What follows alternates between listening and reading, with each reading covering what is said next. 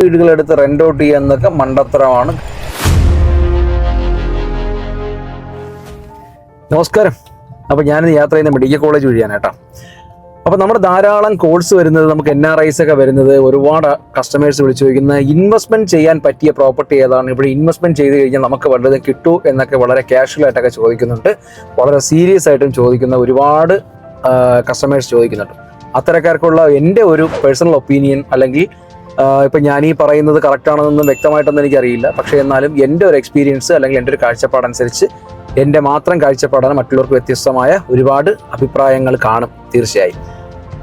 Invest ചെയ്യാൻ ആഗ്രഹിക്കുന്നവർക്ക് ട്രിവാൻഡ്രം സിറ്റിയിൽ ധൈര്യമായിട്ട് ഇൻവെസ്റ്റ് ചെയ്യാം എന്നതാണ് എൻ്റെ ഒരു ഒപ്പീനിയൻ. പക്ഷേ നമ്മൾ ഇൻവെസ്റ്റ് ചെയ്യുന്നത് ഏത് മേഖലയിലാണ്, അല്ലെങ്കിൽ പ്രോപ്പർട്ടി ആകുമ്പോൾ ഏതരത്തിലുള്ള പ്രോപ്പർട്ടീസിലാണ്. ഇപ്പം റെൻ്റ് ഔട്ടൊക്കെ അല്ലെങ്കിൽ റെൻറ്റ് ജനറേറ്റ് ചെയ്യാൻ പറ്റുന്ന പ്രോപ്പർട്ടീസൊക്കെയാണ് നിങ്ങൾക്ക് ഇൻവെസ്റ്റ് ചെയ്യാൻ ആഗ്രഹിക്കുന്നെങ്കിൽ തീർച്ചയായും ഒരു പഴയ വീടുകൾ, പുതിയ വീടുകളെടുത്ത് റെന്റ് ഔട്ട് ചെയ്യാന്നൊക്കെ മണ്ടത്തരമാണ്. കാരണം ഇന്നത്തെ കൺസ്ട്രക്ഷനൊക്കെ അല്ലെങ്കിൽ ഇന്നത്തെ ഇന്റീരിയൽ വർക്കൊക്കെ നമുക്ക് റെന്റ് കൊടുക്കുന്നവർ എന്തായാലും അത് നന്നായിട്ട് സൂക്ഷിക്കാനൊക്കെ വളരെയേറെ പാടാണ്. 100ൽ 1 or 2 പേര് മാത്രമാണ് അത്രയും നീറ്റായിട്ടും സ്വന്തം ഇത് എൻ്റെ സ്വന്തമാണ് അല്ലെങ്കിൽ എൻ്റെ ഇതാണ് എന്നുള്ള രീതിയിൽ പിന്നെ കൈകാര്യം ചെയ്യത്തുള്ളൂ. അപ്പോൾ നമുക്ക് റെന്റ് ഔട്ട് ചെയ്യാൻ എപ്പോഴും നല്ലതെന്ന് പറയുന്ന പഴയ വീടുകളാണ്. അപ്പോൾ പ്ലോട്ട് സെലക്ട് ചെയ്യുമ്പോഴും നല്ല ക്വാളിറ്റി പ്രോപ്പർട്ടീസ് സെലക്ട് ചെയ്യുന്നവർക്ക് എന്തുകൊണ്ടും നന്നായിരിക്കുന്ന ഒരു ഇൻവെസ്റ്റ്മെന്റ് എന്ന് പറയുന്നത് ഒരു ചെറിയ വീടോട് കൂടിയിട്ടുള്ള പ്രോപ്പർട്ടീസ്. അതിൻ്റെ ഒരു അസറ്റ് എന്ന് പറയുന്നത്, അതിനകത്ത് ഓൾറെഡി ഇലക്ട്രിസിറ്റി കാണും, വാട്ടർ കണക്ഷൻ കാണും. ഒരു വീടുണ്ടെങ്കിൽ നമുക്ക് രജിസ്ട്രേഷൻ ചെയ്യുന്നതിൻ്റെ അന്ന് മുതൽ തന്നെ നമുക്ക്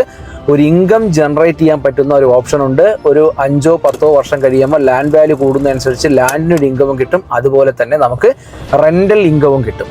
അപ്പോൾ ഈ പഴയകാല വീടായതുകൊണ്ട് അധികം മെയിൻ്റനൻസ് ഒന്നുമില്ല. അത്യാവശ്യം ബിൽഡ് കൊടുത്തുള്ള പഴയകാല ചുടുകല്ലിലും മണലിലും തീർത്ത നല്ല സ്ഥല സൗകര്യമുള്ള, നല്ല സ്ക്വയർ ആയിട്ടുള്ള, നമുക്ക് ഫ്ലഡ് ഒന്നും എഫക്റ്റ് ചെയ്യാത്ത, നല്ല റോഡ് ആക്സസിബിലിറ്റി ഉള്ള ഒരു നല്ലൊരു പ്ലോട്ട് സെലക്ട് ചെയ്യുന്നവർക്ക് ഒരിക്കലും ഒരു പ്ലോട്ട് മേടിച്ചത് കൊണ്ട് ഒരു നഷ്ടബോധം ഉണ്ടാകില്ല എന്ന് എനിക്ക് ഉറപ്പ് പറയാൻ പറ്റും. അതുപോലെ തന്നെ ഇപ്പോൾ റിട്ടയർമെൻ്റ് ആയി വരുന്നവരൊക്കെ ഒരുപാട് പേര് പ്രോപ്പർട്ടി ചോദിക്കുന്നുണ്ട്, മക്കൾക്ക് ഫ്യൂച്ചറിൽ ഇൻവെസ്റ്റ്മെൻ്റ് ആയിട്ടൊക്കെ പ്രോപ്പർട്ടി ചോദിക്കുന്നുണ്ട്.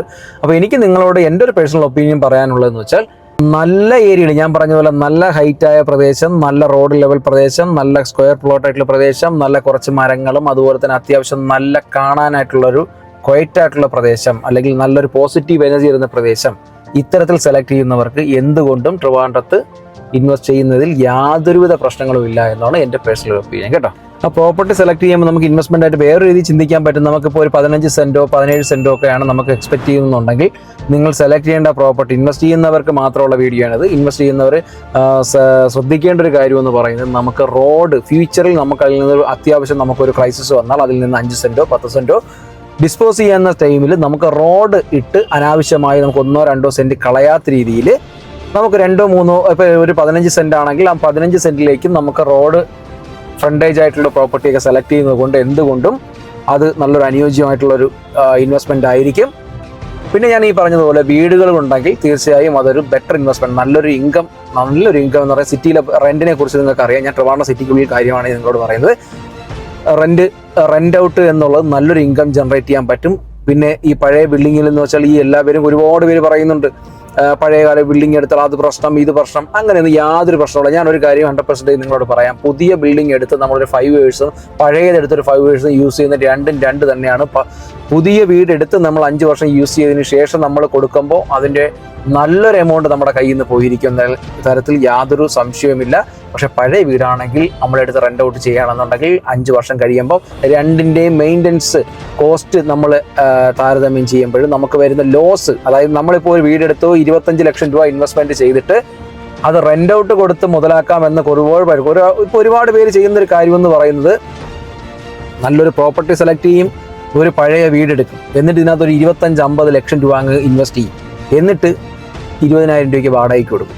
അവർ പറയുന്ന പഴയ വീടെടുത്ത് റിനോവേഷൻ ചെയ്തു, നമ്മൾ റെന്റ് ഔട്ട് ചെയ്തു 20,000 രൂപ എന്ന് പറയുമ്പോൾ ഭയങ്കര വലുതായിട്ട് കാണിക്കും. പക്ഷേ നിങ്ങൾ ചിന്തിക്കേണ്ടത്, ഈ 25 ലക്ഷം രൂപ എത്ര നാൾ റെന്റ് കൊടുത്താൽ കിട്ടും? അപ്പോൾ അതിനേക്കാളും നമ്മൾ വീടെടുത്ത് ഒരു 2-3 ലക്ഷം രൂപ ഇറക്കി റിനോവേഷൻ ചെയ്തിട്ട് ഒരു 5-10 വർഷം കൊടുക്കുമ്പോൾ നമുക്ക് അതിനകത്ത് നമ്മുടെ ഇൻവെസ്റ്റ്മെന്റ് ചെയ്യുന്ന ക്യാഷ് ആ ഒരു രീതിയിൽ കൈകാര്യം ചെയ്യാനായിട്ടുള്ള സ്റ്റഡി ചെയ്തിട്ട് മാത്രം നിങ്ങൾ ഇൻവെസ്റ്റ് ചെയ്യാൻ പോയാൽ നമുക്കൊരിക്കലും ഒരു വിഷമത്തിലെത്താത്ത രീതിയിലും ഫ്യൂച്ചറിൽ നല്ലൊരു സന്തോഷകരമായിട്ട് ആ പ്രോപ്പർട്ടി കൈകാര്യം ചെയ്യാൻ പറ്റുന്ന രീതിയിലേക്ക് നിങ്ങൾക്ക് ഉണ്ടാകുമെന്നാണ് എൻ്റെ പേഴ്സണൽ ഒപ്പീനിയൻ കേട്ടോ.